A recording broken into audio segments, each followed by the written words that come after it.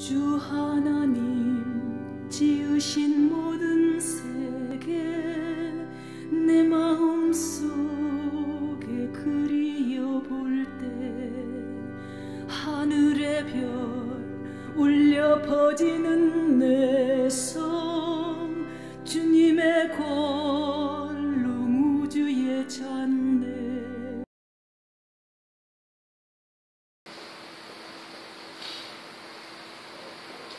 2010년도에 발표된 우리나라의 어떤 통계에 보면 우리 한국인들의 갈등 지수가 한국 사회에서의 한국의 그 사회 갈등의 수준이 OECD 국가 중에 종교 분쟁으로 고통을 겪고는 터키에 이어서 두 번째로 심각한 상황에 놓여 있다고 진단했습니다. 그러니까 우리나라가 세계에 좀 산다고 하는 경제적으로 남은 32개 나라 중에 실질적으로 싸움을 가장 많이 하는 나라의 두 번째 국가라는 거죠. 그로 인해서 우리가 겪는 민폐도 피해도 만만치 않아서 그 갈등 비용도 GDP의 20% 안팎을 점하고 있는 실정이라고 고포를 했습니다. 그러니까 돈 벌어가지고 쓸데없는 갈등과 다툼으로 인해서 5분의 1을 다 낭비하고 지출하는 겁니다. 왜 그렇게 되는가? 이것을 진단해보면요, 큰 진짜 문제가 있거나 그래서 그게 아니고 사람들이 자신의 정체성을 상실하여 방황하는 데서 자기가 속한 공동체에 대한 그 소중함과 역할의 대체를 인지하지 못하는 그런 결과에서 나타나는 현상들이다 하는 것입니다. 그래서 지금으로부터 이제 훨씬 더 환경과 문화나 조건이 좋지 않았던 우리나라의 사람들, 고대의 사람들은 그렇게 어려운 경제적 상황 속에서 행복하게 지냈는데 우리나라는 지금 세계 10손가락 안에 들어갈 만큼의 경제적인 부와 안정부와 여러가지 인권의 자유 그리고 부족함 없는 그런 분명의 혜택을 누리며 살아가는데 실제로 그 주인공들의 사람들의 삶은 행복하지 못한다는 거죠. 그래서 늘 내면의 갈등이 표면화돼가지고 진짜 싸우게 되고 이런 것으로 인해서 쓸데없는 경제적인 고통과 또 지출을 통해서 어려움을 겪고 있다는 것입니다. 이것은 여러 가지 복합적인 사회적 분석을 할 수가 있고 요인들이 있는데 우리 한국 사회가 5,000년의 역사를 가지고 있습니다. 그래서 한국 사회는 반만년 역사를 가지고 있다고 늘 자랑을 하죠. 5,000년의 그 역사 속에서 가장 짧은 시간 단기간에 가장 그동안 겪어보지 못했던 엄청난 급격한 이 사회의 변동을 겪고 있는 데가 바로 오늘의 시대입니다. 고대에 발달된 이런 문명과 문화의 혜택이 없었잖아요. 그렇게 하다 보니까 고대에는 몇천 년 동안 농경 사회에서 지내다가 이제 1800년 지나면서 산업 사회로 지나고 2000년이 지나가면서 정보화 사회, 지금은 지식 사회로 급격하게 또 발전해 갑니다. 그리고 단순한 지식적인 사회가 아니라 이 속에는 이제 더 영적 세계로, 영적 사회로 지금 전진해 가고 있죠. 이런 엄청난 변화가 지금 현재 우리의 삶 속에 어느 우리의 삶에 이 동시대에 이루어지고 있다는 것입니다. 이 사회적 많은 변화 속에서 이제 문명에 발달된 이 선진국들일수록 인구가 감소합니다. 우리나라도 지금 선진국 계열에 들어가면서 인구가 급격하게 지금 줄고 있어요. 국가의 성립 여부를 결정하는 국민의 숫자가 지금 5천만인데 5천만이 도달하느냐 못하느냐 막 이런 고민에 빠지고 옛날에는 둘만 나도 너무 힘드니까 하나만 나도 잘 키우자고 그렇게 슬로건을 부르고 또 그렇게 국가 권위에서 돈도 이제 아이를 더 이상 낳지 않겠다고 그렇게 한 사람은 국가가 돈을 줘가면서 이렇게 장려했는데 지금은 어떻게 됩니까? 아기를 낳아라. 국가가 책임을 져주마. 많이 나올수록 국가에 충성하는 것이다. 그러면 막 온갖 이때가 다 준다고 그렇게 홍보를 하잖아요. 그래도 문제는 안 난다. 나이는 결혼을 첫째는 안 하고 둘째는 결혼해도 아기가 안 한다는 것이죠. 그런 가운데 의료의 발달과 문명의 혜택 여러 가지 경제적인 여건이 좋아지고 먹는 영양이 공급되니까 사람들은 올해 장수가 되었어요. 옛날에는 장수가 축복인데 지금은 장수가 축복이란 말을 하기 곤란한 만큼의 이제 그렇게 되었잖아요. 평균 연령 이제 수명 연령이 80이 넘어가지 않습니다. 그렇기 때문에 우리나라는 2000년 이후에 고령화 사회라고 했는데 나이 많은 사람들로 이렇게 발전해 간다는 거죠. 그런데 최근에는 고령 사회로 진입했습니다. 완전히 노인들만의 세계가 되어 간다는 것입니다. 그러다 보니까 이 나이 많은 이제 노인들이 겪고 있는 가장 큰 문제 중에 하나가 뭐냐면 여기 치매, 잘 먹고 잘 치료를 하는데 그렇게 해도 잘 먹고 건강같이 보여도 실질적으로 이 노쇠한 뇌세포를 다 보충할 수 없어가지고 주구하는 뇌세포와 노쇠에서 이제 병든 그런 것들을 다 그걸 치료하지 못한 가운데서 오는 그런 질병이 치매가 나타나기 시작했어요.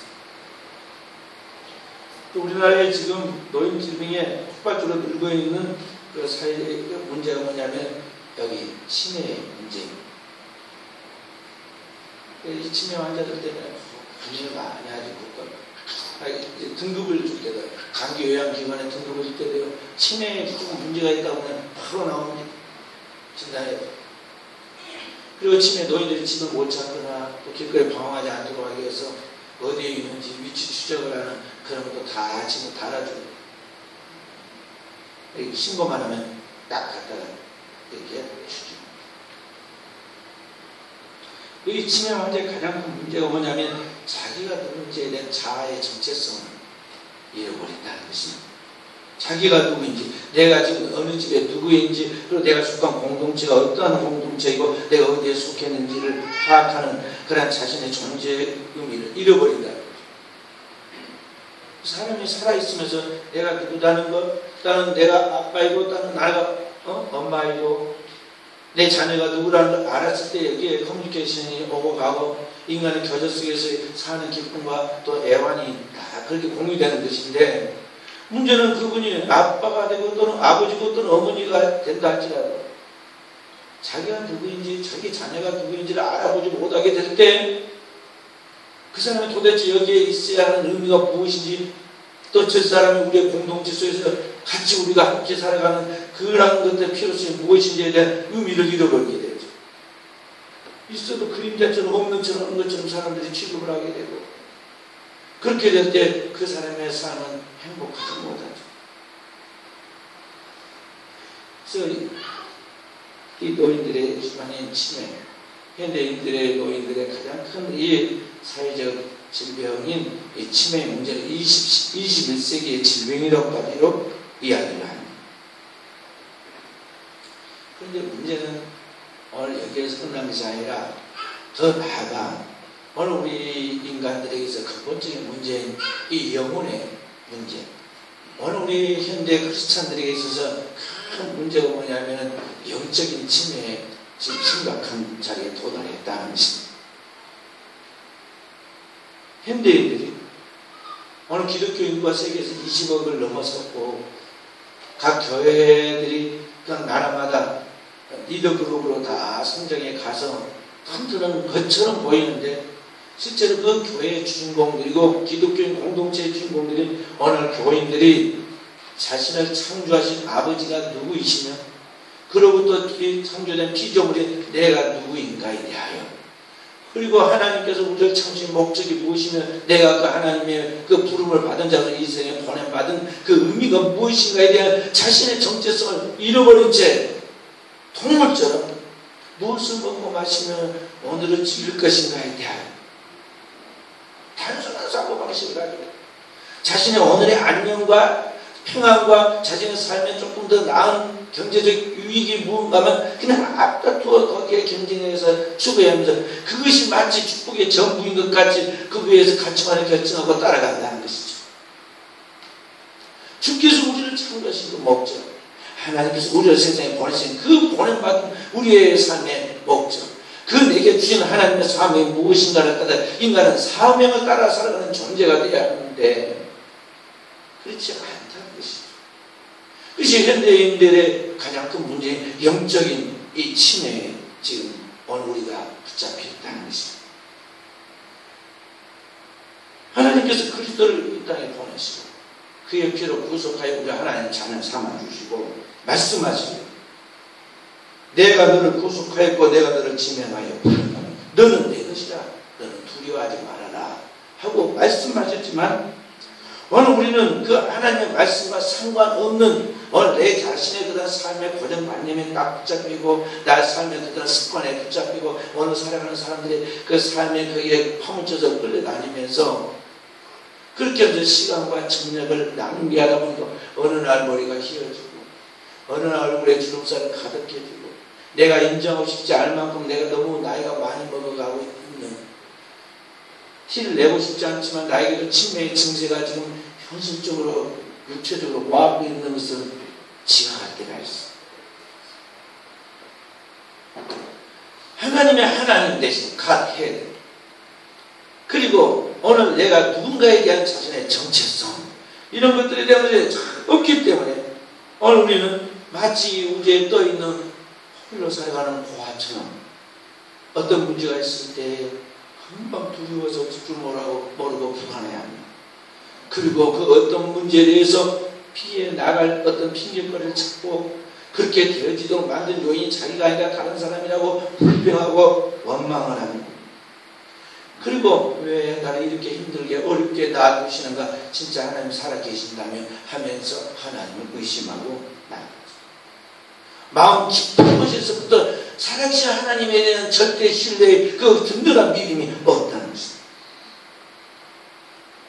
그 하나님이 말씀하신 영원한 진리의 말씀이 성경에 기록되었고 재단에서 선포되고 있고 그런 말씀의 체험이 자기에게 있어야 하는데 그런 것이 없이 진리의 말씀이 아닌 인간의 생각, 세상에서 떠도는 풍문과 상식들 그리고 그런 것들이 자기의 그 뇌리 속에 들어와서 자기의 고정관념으로 박혀있는 그 자기의 생각대로 살아가면서 그 죄의 결과로 나타나는 많은 생채기로 자기가 자기에게 상처를 주고 자기 상처가 이게 이제 폭발하고 전염돼가지고 만나는 사람마다 상처를 주는 오늘 현대인들이 하나님 앞에 바로 서 있지 못한 데서 오는 영적 침해 현상의 그런 자화성의 이야기들이죠. 그렇게 살지 않고 하나님의 자녀다운 그런 본질과 하나님의 자녀다운 영적인 권세를 가지고 세상을 다스리며 정복하며 하나님의 영광 드러내도록 살아가도록 하기 위해서 하나님이 천지 만물을 창조하시고 제1이 되는 나라 쉬시고 우리에게 명령해서 너희는 안식일을 기억하여 그날을 복되어 거룩하게 하라 하고 우리에게 말씀하심으로 하나님의 이 영원한 계명을 주었어.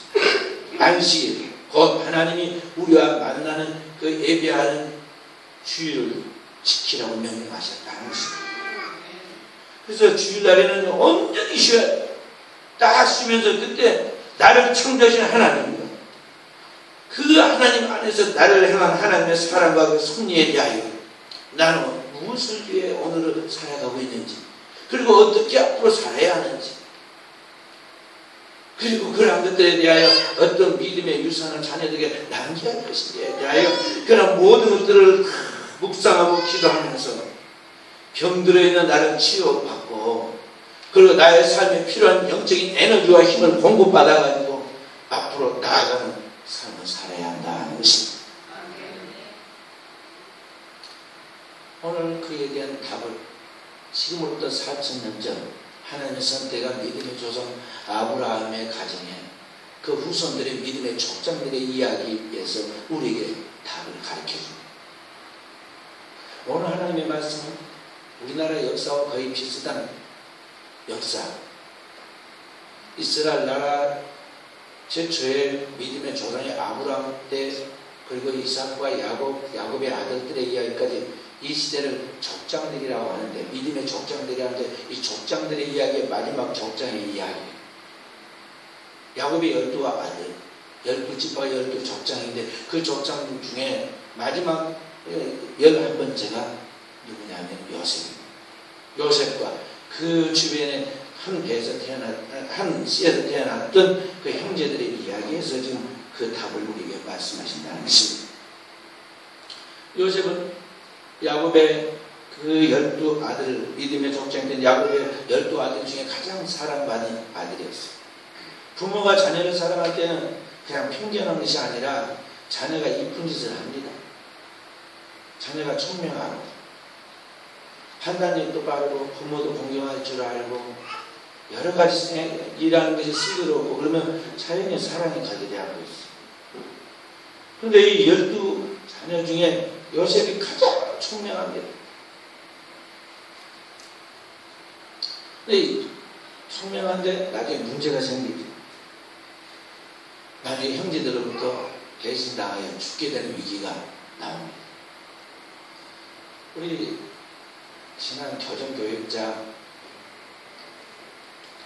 그 총회, 교정교육자 협의회 총회 모임을 남해읍교에서 가졌는데, 그때 저녁에 누워서 이제 우리가 자기 전에 이야기를 나누는데 저희 후배 목사님이 거기에 앉아 한 방에 있는 분들하고 이야기를 하다가 요셉이 왜 그 고통받은지 아느냐고 그렇게 하면서 스스로 답을 가지고 뭐라고 내가 너무 철랑돼서 그랬다. 그래서 내가 속으로 그거는 맞다 그랬어. 철이 없어가지고 똑똑하긴 똑똑한데 철이 아직은 없죠. 어리니까. 그러니까 형들 하는 게 양 이상해. 어떤 짓도 안 같고 어리석은 것 같고 저렇게 하면 안 되는데, 그러니까는 자기가 형을 이길 수는 없으니까 다 가서 아빠한테 까발리는 거예요. 이것저것 다 이야기. 그때마다 제 아빠가 야곱이 그 형들 끌려다가 고통치고 뭐라고 그렇게 하지 말라고 이야기하고 누가 그 이야기 했는가 보니 다 요셉이 했어요. 그러니 예쁘겠어요? 아빠나 예쁘지. 형들은 미운 거죠. 또 다 같은 한 어머니 뱃속에 난 게 아니라 내 어머니 밑에서 태어난 배가 다른 자손들이 나옵니다. 또 그 갈등이 생길 수밖에 없게 되었어요.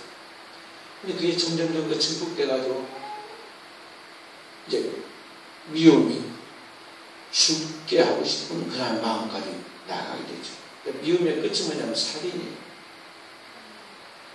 오늘날 형제들이 도단이라는 곳에 거기서 막 짐승들과 함께 지푸라기 뒤집어 쓰고 밤이고 낮이고 거기에서 짐승들 냄새나는 그 짐승들 먹이 찾아주고 그 똥 치워주고 막 그러고 있는데 멀리 항상 집에서 고고한 것 같이 새색 옷을 입고 노래 부르고 맛있는 거 다 먹고 있던 그 요셉이 온다 말이죠. 보는 순간 직감적으로 마음속에 있는 미움, 감정, 분노가 막 이제 솟구쳐가지고 누가 시키지도 않아 한 마음으로 일치됐어요. 하냐면 자 저를 죽이고 그의 잘난 체는 꿈이 어떻게 된가 보자. 이렇게 해서 그의 동생은 짐승 잡듯이 잡아다가 구덩이 속에다 던져버리면 죽이려고 굶어 죽어라고 이렇게 10 형제 중에 가장 맞은 르벤이 생각해보면 책임이 크거든. 그래서 동생들이 설득했지만 잘 안 됐어요. 그런데 그 중에 나중에 제일 리더십이 강한 유다, 4번째 형제인 유다가 동생들을 설득했어. 마침 그때 저 애국을 장사하러 약대에다가 많은 물품을 사가지고 가지고 가서 팔라고 가는 약대 성인들이 있었는데 그걸 보면서 힘들을 가졌어. 그래 형제들 이야기, 야, 우리가 동생들 죽여가지고 그 피를 우리 손에다 붙여서 우리가 죄를 짓고 뭐가 있느냐? 차라리 미운 요셉이를 저기 앞에 상대한테 돈 받고 팔자. 그럼 얼마나 좋으냐. 우리가 직접 피 안 묻히고 또 돈 받아가지고 쓰고. 돈 이야기하니까 눈이 탁 돌아간 형제간들이 또 합창했습니다. 그러자. 그렇게 해서 구덩이에서 빠져나온 요셉이 하루아침에 집 떠나고 국가 떠나고 다 떠나고 이름도 알지 못한 생명부지의 타국인 애국으로 갔는데 여행 간 것이 아니라 거기에 노예로 팔렸습니다. 그 비싼 많은 값을 받고는 그 상인들이 낙이 팔듯이 팔았어요. 애굽에서 하루아침에 노예로 전락한 그가 보디발이라는 사람, 당대 왕을 지키는 왕의 시장관인데 그의 집에 정으로 이제 팔려 들어갔는데 하나님을 경외하고 워낙 처음부터 청명하고 똑똑한 사람이라 거기에서 열심히 일하니까 늦게 들어왔지만 그만큼 똑똑하고 청명하고 성실한 사람이 없는지라 그가 그 가정의 모든 일을 책임지고 나가는 가장 처음으로 이제 발탁되게 되죠.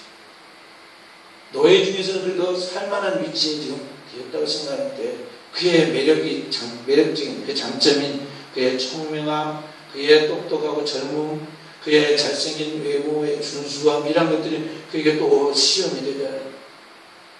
그래서 엉뚱한 또 이번에는 억울한 누명을 뒤집었어요. 그러니까 잘 아는 대로 보디발의 아내 그가 그를 유혹했는데 하나님 앞에서 내가 어떻게 이렇게 큰 악을 저지르고 나를 이 어려운 위기 가운데서 발탁해서 살만큼 맡겨주고 나를 믿고 이렇게 모든 가정에 맡긴 주인을 내가 어떻게 배신합니까? 안 된다고 뿌리치는 이유 없어요. 계속 이렇게 저러는 그 여인에게 급히 빠져나오느라고 옷이 벗길 줄도 모르고 옷도리가 벗기는지도 모르고 놔뒀는데 나중에 그 여인이 그걸 증거 삼아가지고 사람들한테 공포를 하고 이제는 아무 관계도 없는 자기 남편에게 당신 때문에 당신 데려온 저 노예 때문에 내가 오늘 아주 큰 망신과 인생의 낭비를 보게 볼 뻔했다고 막 공박을 하고 그렇게 하잖아요. 그 주인이 어떻게 다 사람들이 보고 들은 데서 그 말을 했는데 가만둘 수도 없으니까 속으로 짐작되는 바가 혹 있었겠지만 그렇게 할 수 없고 집안의 채통을 지켜줘야 하니까 시위대장 보디발이 엄하게 화를 내고 그를 잡아다가 왕의 감옥에다 가두죠. 요셉이 하루아침에 이번에는 노예 신분에서 최악인 들어가면 다시 나오지 못하는 이 감옥의 종신형 징수로 전락하게 되죠. 그래서 언제 죽을지 모르는 목숨이 왔다 갔다 하는 그런 최악의 위기를 만나게 됩니다.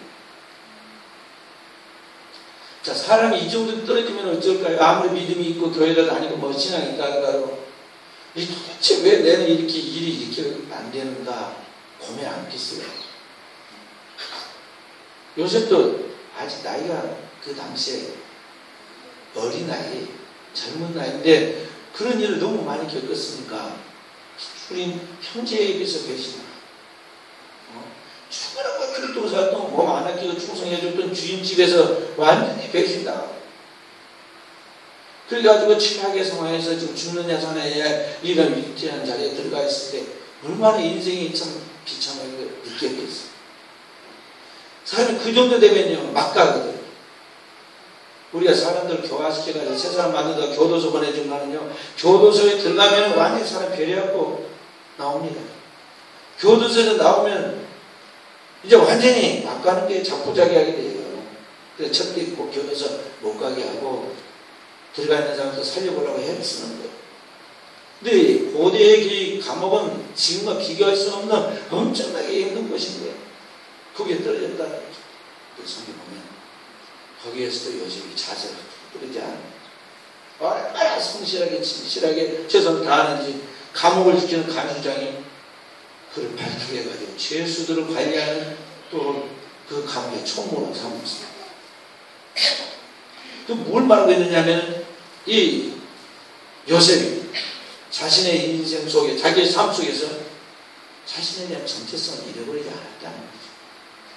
하나님 앞에서 자신이 부름받은 선택받은 믿음의 조상의 가정의 그 언약의 씨라는 것을 잃어버리지 않았고, 자기를 창조하시고 부르신 하나님이 어떤 환경 가운데서 나를 버리지 아니하시고 끝까지 책임지시고 나를 하나님께서 사용하실 것이라는 그 믿음을 잃어버리지 않았다는 것입니다.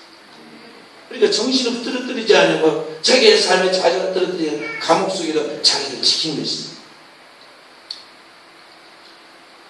그렇게 하면서 껍데기는 완전히 추한 죄수였지만 내면에는 다른 사람들이 따라올 수 없을 만큼의 굉장한 높은 영성과 인격으로 서 있었다는 것입니다. 그러니까 거기 보면은 감옥에 있는 그가 총무예요. 그러니까 막 죄수들을 막 부리고 자기는 편하게 지낼 수 있었는데 그렇게 하지 아니하고 그 감옥에 있는 죄수들을 섬겼다고 했어요.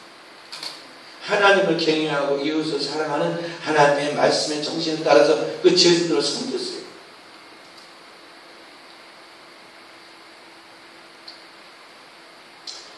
그렇게 되기까지 요셉이 뭐 했을까요? 여기에는 그 말이 나오지 않지만 그 문맥의 간격성에 간주가 들어있는데 무엇을 했을까요? 어떻게 그 고통과 그 괴로움을 이기고 나갔을까요? 어떻게 그런 과정들의 그 힘든 것들의 억울함과 괴로움을 극복하고 그 자기를 지킬 수 있었을까요? 그런 이야기 여기 나오지는 않습니다. 왜 어떻게 했을까요?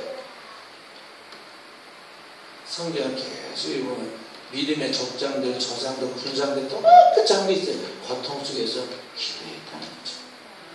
그 고난을 그냥 단순한 고난으로 세상적인 방법으로 술 한 잔으로 노래 하나 부르는 것으로 또는 뭐 사람과 잡담하고 시간 낭비하는 것으로 그렇게 해소하는 것이 아니라 그 고통 속에서 그 고난의 의미가 무엇인지, 그 고난을 통해서 하나님이 나에게 바라시고 만들어 가시는 목적이 무엇인지, 하나님을 살아계시는데 그 하나님의 뜻이 아니고는 머리끝 하나도 다 움직이지 않는데 그 하나님이 왜 나에게 이런 시련과 시험의 불시험을 통과하게 하시는지 그런 것들에 대해 하나님께 깊이 부르시지 않고 기도했다는 것이죠. 하나님은 절대 실수하지 않으시는데 그 실수하지 하나님이 오늘 나에게 이런 일을 나타내시는 그 의미가 무엇인지에 대한 하나님의 뜻을 찾고 믿음으로 하나님께 기도했다는 것이죠. 그렇게 하면서 점점 하나님의 하나님 되심에 대하여 그리고 하나님 앞에서 자기가 누군가에 대하여 분명한 자기의 정체성을 깨닫기 시작합니다. 딱 준비가 끝나자 그 다음에 어떤 현상이 나타나죠? 하나님은 준비되면 준비된 자를 쓰십니다. 내면의 준비가 딱 이루어진 하나님께 깨끗한 분이 된 이 요셉을 하나님이 하루아침에 역전시키죠. 역사를 주관하시는 하나님의 섭리 속에서 신기한 연결고리를 통해서 하루아침에 감옥의 죄수에서 이제 1인 지상 만인 지하에 애굽의 총리가 되는 위치로 하는데 완전히 상황을 전격적으로 변화시킵니다. 그 연결고리가 이렇게 되죠. 감옥에 어느 날 들어온 죄수 중에 왕궁에서 일하다가 왕을 죽이려고 했던 그 장관 둘이가 주방장 둘이가 들어왔는데 둘이서 어느 날 둘이 들어왔는데 아무리 죄수지만 그래도 과거에 그래도 꽤 높은 사람들이었으니까 그 얼마나 불편할까 생각하고 요셉에게 특별히 신경을 많이 써줬어요. 섬겨줬어요. 잘해줬더니 오늘 아침에 일어났더니 이 두 사람이 얼굴색이 상이 돼가지고 수심에 쌓였습니다. 그래서 물었어요. 무슨 일입니까? 그러니까 어젯밤에 이상한 꿈을 꿨는데 영 기분이 찜찜하고 이상해. 그 요셉이 물어보죠. 무슨 꿈을 꿨는데 그러십니까? 그러니까 한 사람이 이렇게 앉아서 저렇게 꿈 이야기를 하는데 요셉이 딱 들으니까 알겠어요. 하나님이 그에게 주신 영감과 지각이 있어가지고 또 하루에 저래요. 당신 꿈들은 이러면 앞으로 3일 후면 바로의 생일입니다. 3일 후에 당신 중에 한 사람 당신은 살아서 왕에게 숫자를 따를 것이고 한 사람은 당신 목에 매달려가지고 세대 당신의 몸에서 살코기를 파먹을 것입니다. 이야기했어요. 그리고 산다고 하는 그 사람한테 이야기했어요. 나 여기 들어올지 앉았는데 이게 어떻게 꼬여가 이렇게 됐습니다. 그냥 나가면 꼭 왕에게 타는면서 당신 높은 위치에 있는 사람이니까 이야기해서 나를 이 감옥에서 나오게 해주십시오. 똥으로 들고 갈 때가 나올 때가 다르다고 말했죠. 꼭 그렇게 하면 내가 진짜 살아나갔는데 내가 말하는 건 절대 잊지 않고 해준 말은 그 술 맡은 마장장이 나가서 빵같이 잊어먹고 2년 동안이나 요셉을 기억도 못합니다. 보세요. 사람이 기억하려고 한다고 하는 거, 안 하려고 한다고 안 하는 게 아니에요. 다 그 생각나게 하십니다. 하나님이시오. 그 사람에게 망각을 준 거예요. 하나님. 나가서 막 바쁜 가운데 요셉을 잊어먹을 수 없는데 딱 잊어먹어서 생각이 안 나는 거예요. 근데 2년 후에 또 이번에 바로 왕이 꿈을 꿨는데 자꾸 꿈 이야기로 가잖아요. 꿈을 꿨는데 바로 왕이 아침에 나고 범인에 쌓여가지고 자기 참모들 다 불러놓고는 꿈 이야기를 하는데 아무도 해석을 못해요. 왕궁 안에 그 소문이 퍼졌고 범민하며 왕의 꿈을 아무도 해석 못한다는 이야기들은 주방장이었던 이 술 맡고 가는데 그때서야 꿈 생각이 딱 나면서 요셉 딱 나요. 아 요셉 내가 왜 그걸 못 생각했지? 그럼 막 기막히게 의전으로 들어가서 바로 왕에게 이야기하잖아. 아 이제서야 생각하니까 과거에 왕에게 불충했던 나의 허물이 생각납니다. 내 감옥에서 일하는 질수만 했는데 그 사람이 들으면 이 꿈을 바로 해석할 수 있을 겁니다. 왕의 극보를 받은 이 감옥에 죄수였던 이제 요셉이 나오죠. 감옥에서 냄새나는 그 감옥에서 나와서 머리카락을 다듬고 수염을 깎고 목욕을 하고 단정한 옷을 딱 입혀놓으니까 아주 준수하고 청명하게 멋진 그런 사람이 되었어요. 왕 앞에 탁 서는데 전혀 거기에 주눅들거나 위축되지도 않고 왕을 존중하면서도 당당한 딱 서있는데 왕이 꿈 이야기를 하기 전에 말합니다. 너는 꿈을 들으면 잘 푼다고 하더라. 내가 어젯밤 이상한 꿈을 꿨는데 내가 풀 수 있겠느냐. 그 해답은 내가 아니라 하나님이 주십니다. 당신의 꿈을 말씀하셔서 말하잖아요. 말은 살찐 암소 7이 있었는데 조금 후에는 말은 암소 7이나 싹 앞에 암소를 잡아먹더라. 아주 알찬 알곡 7 이상이 있었는데 조금 후에 말은 이상 7이 나타나고 다 먹어치우더라. 요셉이 즉각적으로 꿈에 해석돼요. 그 꿈은 2개가 아니라 하나이고 겹쳐 꿈에서 이게 확실하게 하나님 하신다는 의지를 나타내신 것인데 7개의 암소, 7마리의 암소와 7개의 이삭은 7년 풍년을 말하고 7 마른 암소와 7 마른 이삭은 7년 풍년을 말합니다. 앞으로 7년 동안 대풍이 있고 그 위에는 그것을 잊어버릴 만큼 아주 흉악한 흉년이 다가올 것인데 왕은 이렇게 해서 이걸 대비하십시오. 아주 그에 대한 계약까지 딱 이야기해요. 들어보니 바로 왕이 정말 뛰어난 지각과 총명한 그런 판단력, 그 지평에 갈 수 있을 만큼의 그런 인재가 여기 서 있어요. 왕이 감동했어요. 그리고 한 번에 알아봤습니다. 그래서 왕의 인자 반지를 탁 꺼내가지고 그에게 딱 줍니다. 왕의 반지는 뭐냐면 왕의 의인이 도장이 그것을 가지고 모든 것을 결제합니다. 너는 애국의 총리다. 너 위에 보상이 없다. 나는 너의 보좌만 너만 놓을 뿐이지 이 모든 너의 앞에 다 불구하고 다스리고 정복하도록 너에게 권한을 준다. 그 말하죠.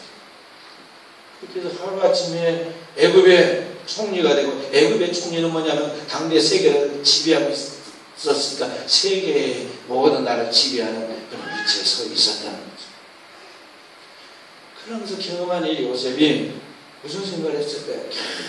계속 기도하면서 하나님 앞에 이런저런 자기의 정체성, 하나님 뜻이 무엇인가에 대한 사명, 그리고 하나님 어떤 분이신가에 대한 하나님의 그 하나님 되심을 기도에 와서 정리해 왔을 때 하나님이 그렇게 해서 나를 고난을 통해 연단시켰는가. 그러면서 인간에 대한 그 바닥에까지 이해를 다 하게 하고 이 세상 안에 그 모든 것을 다 체험하게 하고 또 그렇게 하면서 어떻게 하는 것이 이 세상에 있는 천하 만민에게 하나님도 나타나는 것인가에 대하여 그 시대 하나님의 구원에 대한 그 의지와 그 뜻이 이렇게 해서 하나님이 일하시는구나 하는 걸 한순간에 깨닫게 되는 거죠. 이게 딱 정립이 왔어요. 과연 꿈대로 7년, 9년이 지나고 흉년이 되었는데 2년째 되는 흉년 때 곡식사로 온 사람들의 그 얼굴을 보고 있다 보니까는 너무너무 반가운 가족들이 보입니다. 자기의 형제들입니다. 초라한 행색으로 짐승 치다가 막 지금 곡식사로 초라하게 와가지고 머리를 조아리는 그들의 모습 보니 아무리 봐도 자기 형들이 분명해요. 그래서 요셉이 그 형들을 먼저 테스트하죠. 워낙 영리하고 총명하니까 형들이 변화됐는가 안 됐는가 보려고 테스트를 몇 번 거쳐서 하죠. 형들이 완전히 변했습니다. 옛날에 형들이 아닙니다. 그래 안심했어요. 가정을 사랑하고 부모를 공경하고 동생들도 사랑하고 그런 걸 보면서 이제 안심이 되었어요. 그래서 그 점을 억제하지 못하고 오늘 여기 보면 45장에 그 형들 앞에서 자기의 정체를 드리는 거죠. 나는 요셉이라. 당신들이 애굽에 간 바로 그 요셉입니다. 기가 막히게 어리시죠. 형들이 지금 자기들이 죽이려 하다가 돈 받고 저기 노예로 어디로 가서 죽든 말든 팔아버렸더니 이 요셉이 그냥 어디 길 가다가 우연히 만난 것도 아니고 그래도 가슴이 뜨끔할 건데 지금 1인 지상 만인 지하에 최고의 자리에 오는 애굽의 총리가 되어서 천하를 지금 먹이고 살리는 생명을 죽이고 살리는 바로 그 위치에 서서 자기 눈앞에 딱 있다는 거죠. 그렇게 듣고 보니 분명히 자기 동생 요셉이 맞습니다. 근데 그렇게 될 리가 없는데 되어 있으니 너무 충격받아가지고 놀래가지고 말을 못하고 멍이 하고 있습니다. 넋이 나간 거예요. 그러니까 요셉의 형들이 가까이 오라. 가까이 와서 자기가 또 가까이 가서 형들 끼어안고 얼음 만지고 얼싸 나는 당신의 동생은 동생입니다. 당신의 동생 요셉입니다. 그러면서 그 다음에 하는 말이 뭡니까? 나를 여기에 팔았다고 막 두려워하거나 내가 왜 그런 어리석은 짓을 했을까 하고 지금 와서 한탄하고 그러지 마십시오. 나를 이 땅에 보내고 애굽에 보낸 사람은 당신들이 아니라 하나님이 나를 보내셨습니다. 오늘 우리를 살리고 우리 민족을 살리고 우리의 후손들을 이 땅에 남겨두려고 하나님께서 우리를 애굽에 보내었고 이 애굽과 함께 모든 천하 만민을 살리려고 하나님께서 나를 세우셨습니다 하고 이야기하죠. 자 보세요. 사람이 가장 중요한 자신이 누구인지에 대한 정체성과 그 다음에 자기의 삶이 무엇인가에 대한 자각하는 그 사명을 깨달은 그것이 굉장히 중요한데 이 요셉은 나이 30살의 약관에 이미 이것을 완전히 터득했다는 거죠. 그리고 삶의 우선순위를 바로 거기에 두고 하나님과 하나님의 그 사명을 이루어가는 거기에 두고 달려갔다는 거죠. 그래서 자기 형들 만나서 딱 한 첫 말이야 그거 아니에요. 오늘 여기 7절 8절의 말씀입니다. 하나님이 큰 구원으로 당신들의 생명을 보존하고 당신의 후손은 세상에 두시려고 나를 당신들보다 먼저 보내셨나니 그러니까 하나님의 목적을 자기가 완전히 깨달은 겁니다. 그런데 형들은 아직도 두려워가지고 나중에 동생이 화풀이하거나 복수를 하면 어떻게 하고 그 아버지 야곱이 죽을 때까지 17일 동안도 계속 전전긍긍합니다. 아버지 돌아가시면 그게 나오지 않을까, 분노가 나오지 않을까 막 고민하지 않을까. 완전히 성숙했는데 아직도 옛날에 그 동생으로 생각하고.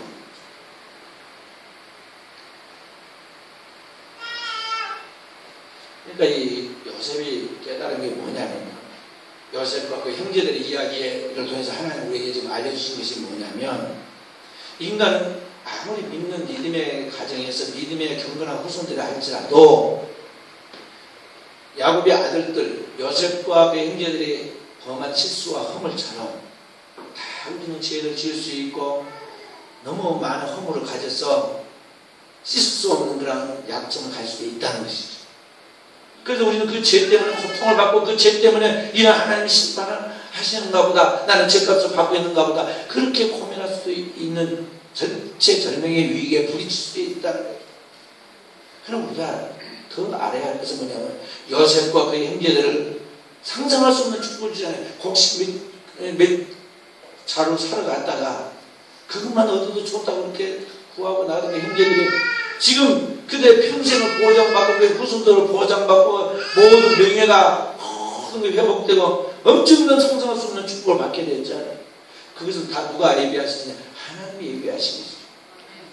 그와 같이 오늘 하나님은 우리의 삶 속에 우리의 약점과 허물에도 불구하고 그 약점과 허물을 넘어설 수 있는 그 우리의 죄악됨과 우리의 그 비겁함과 우리의 추악한 그 죄악의 그 결과들로 인하여서 벌려놓은 그 수많은 그런 그 문제점들을 넘어서고 덮어가고 그것을 넘겨서 완전한 하나님의 사람으로 만들고 하나님의 사람으로 세상에 하나님의 것을 나타낼 수 있을 그런 인재로 기억하는 그런 무한한 사랑을 가지신 분이 바로 하나님이시다.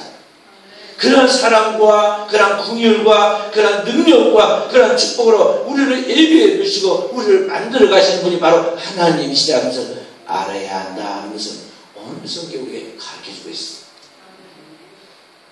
여러분과 저는 믿음의 후손으로서 바로 그런 하나님 앞에서 내가 구원받고 하나님의 영광을 위하여 일하도록 나를 부르신 하나님의 자녀라는 자신의 정체성을 깨달아야 되고 하나님은 바로 오늘 나에 대하여 내가 다 헤아리거나 따라갈 수 없는 그 높은 수준의 그 깊은 사랑에 그리고 그 무한한 능력으로 오늘 우리를 처음부터 끝까지 영원부터 영원까지 책임주시는 그 절대 주권자이신 우리 사랑의 하나님이라는 것을 이것을 확실하게 깨달으라 하는 것입니다. 그리고 현재 나를 만들어 가신 하나님의 그 섭리 속에서 지금 당면하는 고난들에 대해서 고난을 끌어안아야 하는 것입니다. 우리는 조금 어려워지면 회피하고 변명하고 도망치게 급급하고 조금만 세상적으로 이익이 된다고 보거나 계산이 나오면 주의고 또는 신앙의 그 윤리든 그런 그 직분이든 다 핑계치고 세상으로 투천하기에 바쁘잖아요. 그러나 하나님은 여러분과 제 삶 속에 세밀하게 나보다 나를 더 잘 아시고 나보다 더 나를 사랑하셔서 나의 전후를 두르시고 나에 대한 영혼을 계획해 놓으신 그분께서 하나님의 작품이 되도록 하나님의 그릇이 되도록 하나님이 쓰시는 일꾼이 되도록 철저하게 하나님이 그의 프로그램 속에다 우리를 넣고는 우리를 연단시키는 거죠. 영광로 속에 그렇게 철을 여기서 녹이듯이 여러분과 제가 그리스도 앞에 정금과 같이 완전한 제품으로 나올 때까지 하나님께서 여러분과 저를 고난을 통해서 하나님의 우리를 다루신다 하는 것입니다. 그러니까 그런 고난 속에 들었을 때 여러분과 저는 뭘 했냐면 고난 속에서 그 하나님이 나를 버리지 아니하신다. 나에 대한 놀라운 경륜과 섭리를 가지고 나를 만들어가지고 축복하신다는 믿음을 가지고 믿음으로 기도해야 하는 것입니다. 그래서 고난 속에 믿음의 기도라는 거예요. 오늘 말씀이죠. 우리는 기도가 안 된다고 하잖아요. 힘들면 기도도 안 돼요. 왜 기도 좀 나와서 기도 좀 해야지 그러면 뭐라고 그러죠? 하나님 너무 힘들어가지고 그냥 기도도 안 나와요. 반항하듯이 막 기하게 밖에서 바람이나 좀 쐬고 와야겠다. 우리가 세상적인 방법으로 인간적인 수단으로 그렇게 사람들이 스트레스를 푸는 그런 단편적인 방법으로 세상을 살아가요. 그리스도인은 존재의 양식을 따라 살아야 하는데 그리스도인은 힘들 때 기도해야 돼요. 고난 당하는 자가 있느냐? 저는 기도할 것이요. 기도의 맛을 알아야 돼요. 앞도 뒤도 꽉 막혀도 아무 방법이 없을 때 벌렁 누워있지 말고 또 세상적인 방법으로 스트레스 푼다고 이렇게 해가지고 큰 문제 만들지 말고 딱 교회에 나와가지고 만민을 기도하는 지민 그 재단에 나와가지고 당신의 문제가 뭔가에 대해 다 펼쳐놓고 기도해야 돼. 그러면 어떻게 하시냐? 하나님은 모든 지각에 하나님의 평강의 문을 주장하시죠. 하나님 문제가 부딪혀 있을 때 돈의 문제가 그때 하나님이 돈을 떡 떨어뜨려 주거나 그렇게 하면 쉽겠죠. 우리가 생각할 때. 아니면 시험의 문제다. 내가 뭐 아무렇게 답을 썼는데 다 답을 정답을 써가지고 어떻게 찍어가지고 100점 맞았다든지 그렇게 이상한 방법으로 하나님은 우리에게 응답하시는 것이 아니라 하나님이 결국엔 내 문제는 내가 풀어라. 어떻게 푸느냐? 하나님이 나를 똑똑하게 만들고 그걸 잘 풀어갈 수 있도록 지각을 열어주고 그 모든 문제를 능히 해결하고 앞으로 더 큰 문제도 해결해 나갈 수 있을 만큼의 그런 능력 있는 사람으로 나를 만들어서 오늘 나를 통해서 풀어가도록 한다는 것입니다. 요셉이 그 풀어가는 모든 문제가 딴 사람이 풀어준 게 아니라 자기가 다 풀어간 거예요. 기도하는 가운데 요셉의 내적인 그런 영역이 쌓이고 지각이 열리고 판단력과 그 통찰력과 그런 사람들 앞에서 그 모든 것을 사람을 다스리고 부리고 일을 하는 것들의 능력을 자기가 터득해 간 거예요. 하나님이 다루시는 고통의 그 손길을 통해서 그가 성숙하고 성장하고 역량이 커졌다는 것이죠. 근데 그런 과정 속에 요셉이 뭐냐면 늘 하나님 앞에 믿음의 가정의 자손 아니에요. 기도한 거예요. 흩을 시간을 보내면 기도했다. 성경이 이렇게 말씀합니다. 빌립보서 4장 6절 7절 말씀. 아무것도 염려하지 말고 오직 모든 일에 기도와 간구로 너희 구할 것을 감사로 하나님께 아뢰라. 그리하면 모든 지각에 뛰어난 하나님의 평강이 너희 마음과 생각을 지키시리라.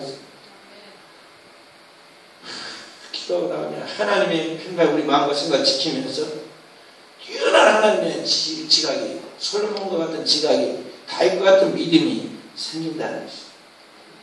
그래서 보고 듣고 생각하는 것마다 뛰어나게 대하고 있고 하는 대로 적중하게 대하고 있고 그래서 믿는 자가 꼬리 되고 머리가 되고 민족적으로 세계로 쓰임 받는 것입니다. 뿐만 아니라 그 모든 역사를 주관하신 하나님이 그 일을 주관하셨기 때문에 시작하는 것부터 끝나는 까지 딱 책임져가지고 최선의 우리가 하고 있는 그 최선의 노력 위에 한 은총을 덧입혀 주세요. 멸류관지 은총을 덧입혀서 완전하게 하신다는 거죠. 성경은 이렇게 말씀하고 있습니다. 일을 행하는 여호와 그 일을 지어 성취하는 여호와 만군의 여호와가 내게 이르노라. 너는 내게 부르짖으라. 내가 내게 응답하겠고 내가 알지 못한 크고 비밀한 일을 내게 보이리라. 역사의 주관자인 하나님이 일을 시작합니다. 그 일을 만들어갑니다. 그 일을 과정을 행하십니다. 그 하나님 앞에 우리가 막 기도하고 나오면 하나님께서 역사하시죠. 역사해. 크고 비밀한 일로 은총을 주시고 예비하시고 딱 축복하신다는 것입니다. 그래서 지나놓고 보면 여러분과 제가 무슨 고백하게 나와요. 뭐라고 배웁니까? 모든 것이 하나님의 은혜였습니다. 내가 잘해서 된 것이 아니라 다 주님의 은혜였습니다. 고백이 나오게 만드신다는 것이죠. 오늘 거룩한 주일날, 오늘이 벌써 7월달 마지막 주일이잖아요. 주일. 가장 더울 때. 우리 사람 성경이 여러분과 어떤 문제에 부딪혀 두려워하지 마시기 바랍니다. 하나님 기뻐하지 않으시면 두려워. 사람은 두려우면 판단력이 흐려지고 두려워지면 사람이 멍해져가지고 용기를 잃어버리고 말도 더듬게 돼요. 두려워하지 마시고 전능하신 하나님의 자녀라는 것, 살아계신 하나님이 나를 사랑하시고 주관하신다는 것, 그 하나님께서 오늘도 나의 모든 과정 속에서 하나님도 이루어가도록 만드신다는 걸 알고 여러분과 제가 기도로 쉬운 죄를 회개하고 쉬지 않고 기도해야겠어요. 문제가 복잡하고 클수록 도저히 해결의 답이 없다고 느낄수록 머리로 따지고 계산해내지 말고 주님께 내놓고 기도할 때 하나님이 어떻게 통치하시는지 어떻게 역사하시는지 우리는 그 하나님의 놀라운 역사 앞에서 그 광경 앞에서 깜짝 놀라는 그러한 기적들을 체험하면서 주께 영광의 참여를 올리게 될 것입니다. 이런 모든 역사의 주인공들이 우리 삶의 성도가 되어지기를 주의 이름으로 축원드립니다.